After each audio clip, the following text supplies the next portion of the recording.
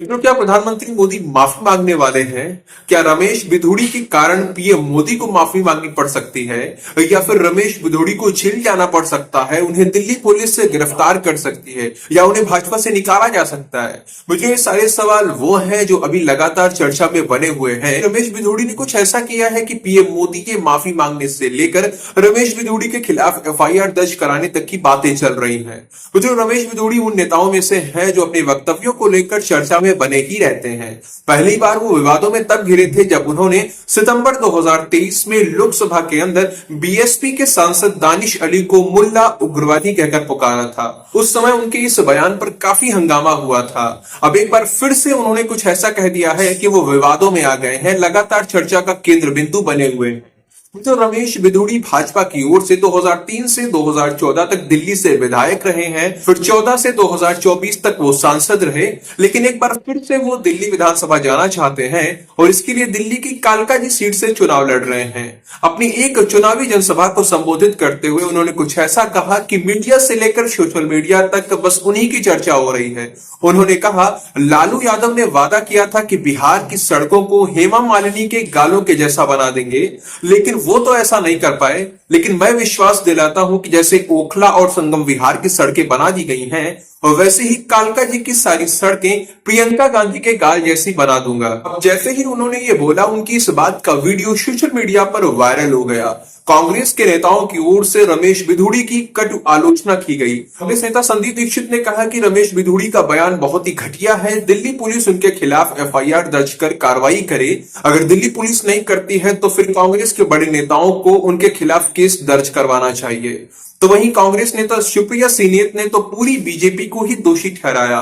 उन्होंने इसे भाजपा का असली चेहरा बताया। उन्होंने कहा कि इस महिला विरोधी घटिया भाषा और सोच के जनक तो खुद मोदी जी ही हैं, जो मंगलसूत्र और मुजरा जैसे शब्दों का प्रयोग करते हैं। इसीलिए केवल रमेश बिधूड़ी को ही नहीं बल्कि भाजपा के शीर्ष नेतृत्व को भी हाथ जोड़कर माफी मांगनी चाहिए। मतलब कि उन्होंने प्रधानमंत्री नरेंद्र मोदी और अमित शाह जैसे बड़े बड़े नेताओं से माफी की मांग कर लिया है। मित्रों, ये विवाद बढ़ता हुआ देखकर पहले तो रमेश बिधूड़ी ने कहा कि लालू प्रसाद यदि माफी मांगेंगे तो वो भी मांग लेंगे, लेकिन फिर बाद में उन्होंने अपने बयान पर खेद प्रकट कर दिया।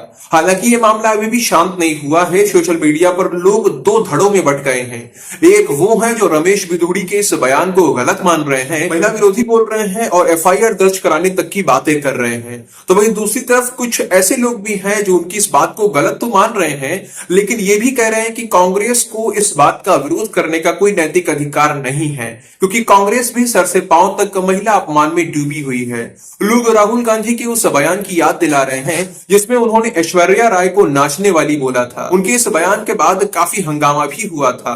कांग्रेस प्रवक्ता रणदीप सुरजेवाला का एक बयान भी चर्चा में आ गया है। 2024 के लोकसभा चुनाव के दौरान सुरजेवाला ने कहा था कि लोग हमें सांसद विधायक क्यों बनाते हैं, ताकि हम उनकी आवाज उठा सकें। हम कोई हेमा मालिनी तो है नहीं जो चाटने के लिए बनाते हैं। इस बयान पर भी भाजपा ने कड़ा विरोध जताया था और पूछा था क्या महिलाएं कोई चाटने की वस्तु होती हैं। चुनाव आयोग ने भी उन पर कार्रवाई करते हुए 48 घंटों के लिए उनके चुनाव प्रचार करने पर रोक लगाई थी। इतना ही नहीं, कांग्रेस नेता सुप्रिया श्रीनेत ने अभिनेत्री कंगना रनौत के लिए जो बोला था वो भी चर्चा में आ गया है। सुप्रिया श्रीनेत ने कंगना से उनका भाव पूछा था। उन्होंने कंगना की एक रिवीलिंग ड्रेस वाली यानी कम कपड़ों वाली एक फोटो अपने इंस्टाग्राम पे पोस्ट करते हुए लोगों से पूछा था कि क्या भाव चल रहा है इसका मंडी में, कोई बताएगा। उसके बाद उनकी तीखी आलोचना हुई थी, लोगों ने बहुत कड़ी प्रतिक्रिया दी थी। इतना ही नहीं, कांग्रेस के एक और बड़े नेता का बयान याद दिलाया जा रहा है। कांग्रेस नेता दिग्विजय सिंह ने एक बार अपनी ही पार्टी की सांसद मीनाक्षी नटराजन को 100% टंच माल बोला था,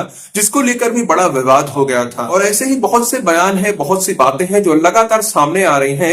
आरोप प्रत्यारोप का दौर चल रहा है। मित्रों, अब ये सब देखकर लगता है कि किसी भी राजनीतिक दल के मन में महिलाओं के प्रति कोई संवेदना, कोई सम्मान नहीं है।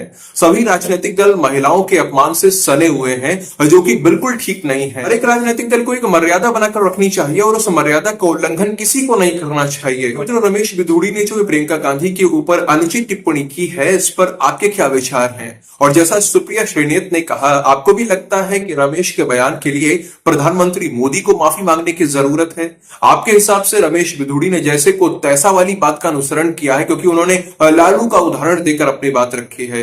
तो आपको लगता है कि उन्होंने कुछ गलत नहीं बोला है, या फिर आपके हिसाब से ये दोनों ही पार्टियां एक जैसी हैं, ये सभी महिला विरोधी हैं, इन सभी नेताओं को माफी मांगनी चाहिए और महिलाओं के सम्मान को लेकर एक सीमा रेखा खींचनी चाहिए? जो आपके मन में आ रहा है कमेंट सेक्शन में लिखकर बता सकते हैं।